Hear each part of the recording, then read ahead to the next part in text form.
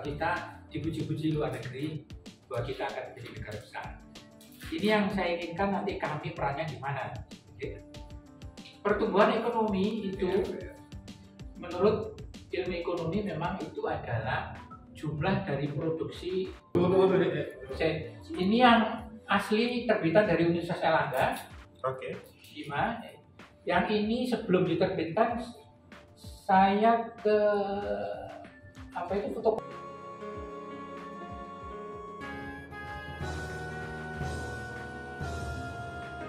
Warahmatullahi wabarakatuh. Selamat hari ulang tahun ke-77 Indonesia Merdeka. Dirgahayu Indonesia, dirgahayu untuk kita semuanya. Yakin usaha sampai untuk kemerdekaan. Alhamdulillah pada malam hari ini merupakan kebanggaan bagi kita bersama untuk merayakan hari ulang tahun, dan Cak Kholis adalah orang yang sangat tepat untuk kita merayakan ulang tahun malam hari ini. Selamat datang Cak Kholis di Geraha Kahmi Jawa Timur. Jadi Geraha ini adalah sebagai sentral dari berbagai kegiatan Kahmi, begitu juga adik-adik HMI. Dan malam hari ini bagaimana Kahmi Jawa Timur yaitu mengenang para pejuang kita, para founding fathers kita, sehingga bisa melahirkan sebuah kemerdekaan. Tentunya kita sebagai para alumni HMI, bagaimana merancang masa depan sesudah 77 tahun Indonesia Merdeka ini, disinyalir beberapa hal yang belum bisa dicapai kemerdekaannya. Di sini ada yang terhormat Mas Bawon juga, yang meskipun beliau itu adalah low profile, tetapi beliau pengabdian untuk negeri tidak cukup pada waktu aktif dahulu, tetapi pada waktu di Kahmi itu melebihi pada waktu aktif sebagai bagian dari pemerintah. Dan semoga malam hari ini dipandu oleh Mas Aas menghadirkan pikiran-pikiran cerdas. Kalau waktu dulu itu kita sangat mendapatkan informasi dari Cak Kholis terkait dengan Amerika, terkait dengan luar negeri, khususnya adalah bagaimana dunia perekonomian. Nah, semoga malam hari ini 77 tahun Indonesia Merdeka bisa menghadirkan sesuatu untuk kita, sehingga kita tidak seperti merasa kecil diri, apalagi 2 tahun lagi kita akan, maksudnya 2024 Februari kita akan melaksanakan pemilu. Bagaimana menyiapkan itu lebih baik untuk menata masa depan. Terima kasih Cak Kholis dan semuanya, terima kasih. Akhirnya dari Taufik Hidayah. Assalamualaikum warahmatullahi wabarakatuh. Bismillahirrahmanirrahim. Assalamualaikum warahmatullahi wabarakatuh. Waalaikumsalam warahmatullahi wabarakatuh. Pertama, saya mengaturkan terima kasih karena diinstruksi langsung oleh Bapak Sekun, yaitu Bapak Yakin, untuk memandu jalannya diskusi pada malam ini berjalan dengan lancar. Timing waktu yang diberikan oleh Pak Sekun kurang lebih 1 jam setengah. Waktu 1 jam setengah ini tentu saya sebagai moderator harus santai dan juga serius. Namun satu hal, tema yang diberikan oleh Pak Sekun ini bagi saya pribadi itu luar biasa berat, dan secara pribadi saya antusias sekali Kanda Ahmad Kholis, karena fakta hari ini saya hanya paham secara kognitif bahwa Indonesia hari ini pada posisi seperti ini, tapi ya sebatas kognitif. Tapi tadi sekilas saya diberitahu oleh Mas Agus profil dari Kanda itu siapa, kemudian sebelumnya bergerak atau profesinya seperti apa, itu saya kemudian terperangah, wah ini tepat sekali pemateri dan materi yang kemudian kita bahas malam ini.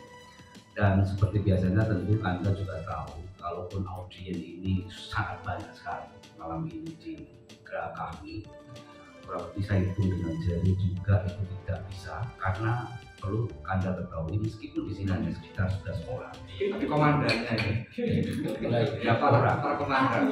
Di belakangnya itu ada massa solid sekitar 1000. Saya katakan kalau ini ruangan di atas kami ini kurang lebih sekitar 10.000 plus minus. Dan kami tahu massa solidnya di belakangnya massa sebagai korporasi ini kan tidak hanya 10.000, berarti kalau PSSI kan berarti seluruh Indonesia. Oke, tidak berpanjang kata Anda. Kami ingin benar-benar mendapatkan insight yang otentik ya, yang genuine daripada Kanda Ahmad. Sebenarnya positioningnya seperti apa? Saat kemudian di ruang tamu tadi, saya itu kemudian tergopoh-gopoh bisa jadi. Karena apa? Fakta yang disampaikan oleh Anda tadi meskipun dalam casing guyon Maton untuk ini bertemu adik-adik gitu, junior di sini, tapi oh ya benar seperti itu, sedangkan yang saya dengar berbeda. Nah, tentu kita akan detailkan lebih lanjut dalam momen yang semi ilmiah ini, diskusi, dan saya berharap nanti secara pribadi ini menjadi sebuah diskursus yang berkelanjutan dengan tema-tema yang berlainan. Terima kasih. Mungkin kalau untuk paparan jam di tangan saya sekarang jam 7, kita nanti selesai ya kalau waktunya setengah 9, maksimal jam 9. Monggo diperkenankan 1 jam Anda Ahmad Kholis menyampaikan paparan. Terima kasih. Halo.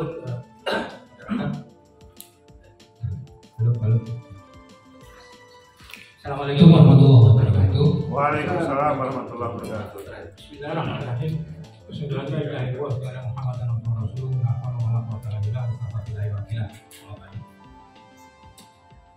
Adik-adik sekalian, saya panggil adik-adik karena saya paling tua. Anak-anak, terima kasih saya diundang ini karena saya bangga ini karena situasi, kondisi atau tradisi diskusi seperti ini Ngapunten sudah mulai menurun. Saya sedih dan adik-adik mungkin menyaksikan saya kalau di WA grupnya kami, nggak tahu belas aku komen karena beberapa menurut saya ada di antara kita terjebak oleh narasi-narasi hoax orang lain, terus kita meneruskan hoax itu dengan diskusi muter-muter. Ternyata wah ini nggak lucu dan counterproductive untuk ini. Dan karena itu diskusi seperti ini meskipun berapapun jumlahnya sangat bermanfaat bagi kita kami ke depan untuk bagaimana kita kontribusi di negara kita ini. Sebelum saya halo enak kata ini ya.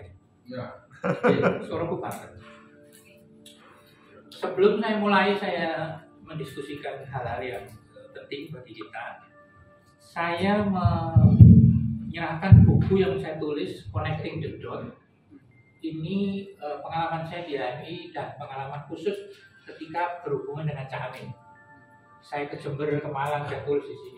Oh, bagaimana tradisi silaturahim di HMI, bagaimana Cak Amin menjelaskan variabel-variabel. Bagi Cak Amin waktu itu pakai bunder di guyoni arek-arek ketua panitia perang dunia ketiga namanya. Soalnya mesti memprediksi tahun 98 akan terjadi itu. Meskipun tidak terjadi prediksinya itu, tetapi cara yang diajarkan Cak Amin itu ternyata dilakukan di seluruh dunia. Saya bekerja di konsulat Amerika 20 tahun, saya di Bank of Tokyo di Australia, saya Bank Belanda dan Vietnam di Singapura. Seluruh dunia itu melakukan hal-hal seperti itu, bahwa kalau kita ingin menyelesaikan sesuatu itu variabel-variabelnya itu diteliti dulu. mana yang independen, mana yang independen. Kalau kita bikin skripsi, tesis, disertasi juga gitu. Sayangnya saya lihat adik-adik, mohon maaf ini mungkin subjektif, ketika di WA group, sekali lagi mohon maaf, kadang-kadang nggak memikir variabel-variabel. Jadi nih, tapi ngajar ngaji ngono, gak ngerti. Nah, soros tak duit lu mantek terus ngomong aku mau. Kalau gak ngerti, coba jadi ikut aku langsung. Iya, bisa kayak gitu ya. Jadi variabel itu yang penting. Ini saya tulis ini sebetulnya untuk masukan pengkaderan kita di HMI. Karena itu saya serahkan kepada kami Jawa Timur. Siapa yang Mas Haruna. itu deh. Ini yang asli terbitan dari Universitas Erlangga. Oke. Yang ini sebelum diterbitkan saya ke fotokopi sing modern. Ternyata nggak di edit langsung dicetak dan dihighlight, tapi nggak apa-apa, ini isinya hampir sama. Jadi alhamdulillah. Connecting the dots. Jadi ini teori menghubungkan, kalau di matematik titik-titik itu menjadi lurus, menjadi garis. Sementara kalau di analisa kita, kalau menganalisa sesuatu maka harus variabel itu dipikirkan. Bismillah itu. Bapak Bismillah itu. Kami terima kasih. Amin. Untuk perpustakaan di sini diambil untuk masukan. Saudara sekalian, saya diminta sebetulnya untuk membicarakan di tema itu bagaimana komitmen kita kebangsaan. Koyo wis tak usung tema itu karena kita yakin seluruh komitmen HMI itu memang untuk kebangsaan. Sejak didirikan 5 Februari 47 oleh Pak Pahlawan Nasional Pak Abang Pane, memang itu syarat muatan mengenai nasionalisme dan keagamaan. Tentu sering kita mendidik adik-adik, saya pun dididik dulu itu oleh senior bahwa HMI itu adalah kader bangsa dan kader umat. Jadi mohon maaf saya mungkin agak nyeleneh di tema yang diberikan oleh Ki Agus Prasetyo waktu ngirim bentuk yang ini. Saya ingin lebih fokus kepada challenges ahead, tantangan kita ke depan. Termasuk terus akhirnya bagaimana nanti kami mengisi hal-hal yang saya diskusikan ini. Pertama dari segi ekonomi, karena saya backgroundnya ekonomi, seringkali kita dipuji oleh luar negeri, termasuk di dalam negeri. Indonesia ini nanti 2045, zamannya SBY juga begitu, akan menjadi salah satu negara terkuat di dunia. Ada yang mengatakan nomor 4, ada yang data mengatakan nomor 14. Jadi kekuatan dunia karena ekonominya sangat tinggi ya. Di pandemi maupun sampai sekarang yang krisis global sekarang, Indonesia pun tetap dipuji meskipun kalah dengan kita tetap dipuji meskipun kalah dengan negara tetangga seperti Vietnam, Myanmar.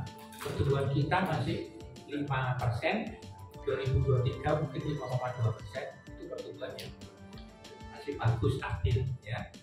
Hanya saja di dalam teori ekonomi, kalau kita ngomong pertumbuhan ekonomi atau mikro atau makro ekonomi, biasanya ada rumus ceteris paribus.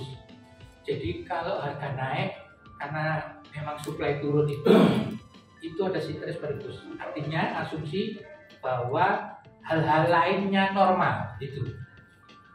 Jadi Indonesia menurut saya bisa jadi 2045 nanti jadi negara terkuat nomor sekian di dunia. Nek kondisi ini normal, nek kondisi politik semau masih tawuran, ono irjen sambo mana macam-macam lah.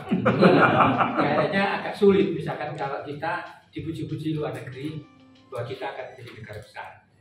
Ini yang saya inginkan, nanti kami perannya di mana. Pertumbuhan ekonomi itu menurut ilmu ekonomi memang itu adalah jumlah dari produksi suatu negara selama setahun dalam bentuk dolar ya. Jadi ada sektor pertanian, perkebunan, industri begitu tuh di jumlah dibandingkan dengan tahun yang sebelumnya, itu bisa melihat mengenai tren pertumbuhan ekonomi. Ya. Pertumbuhan ekonomi itu kalau dibagi jumlah penduduk menjadi income per kapita itu, ya pada per kapita. Pertumbuhan ekonomi kita itu seperti tadi 5,2% nanti 2023 itu mencengangkan dunia. Waktu dunia kacau kayak ini, Indonesia lebih bagus. Tapi sekali lagi ceteris paribus, ya. Kalau kondisi lain normal. Padahal sekarang ada indikator perhitungan pertumbuhan ekonomi lainnya, yaitu melihat mengenai equity, pemerataan. Kalau Indonesia ini pertumbuhannya tinggi dari dolar, memang katanya tinggi karena setiap sektor naik dalam pertumbuhan, pertanian, perkebunan, industri dan sebagainya.